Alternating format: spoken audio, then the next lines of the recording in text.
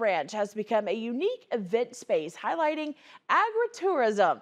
KTIV's community impact reporter Taylor Deckard is going to tell us all about it tonight. And she actually stopped by to see the centerpiece for the farm, a historic barn.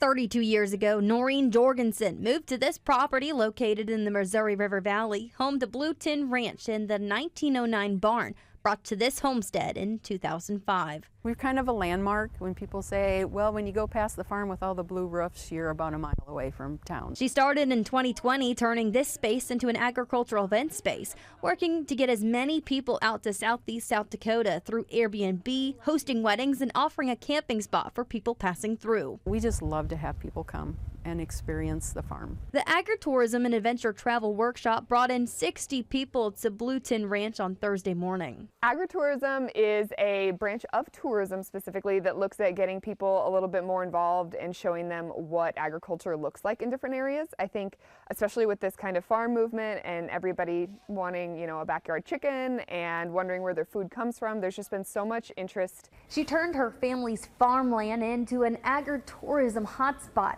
But along with that came some challenges. Challenges put forth by Union County after her business had been up and running for a few years. I did get the county to write an ordinance in the Union County Planning and Zoning that allows for agriculturally themed event centers. Due to this ordinance, there are some changes that'll be made to the two main buildings before hosting indoor events, like in the old barn, adding breakaway doors to the barn and removing the old staircase. It's a little daunting to bring a barn that was built in 1909 up to today's standards, and so we're in the process of doing that. Tourism has changed her life, hoping to get more people out to this part of South Dakota. You live here, you work here, you raise your family here, you're kind of isolated from the outside world, and so agritourism is welcoming people to your farm. In Burbank, South Dakota, Taylor Deckard, KTIV News 4.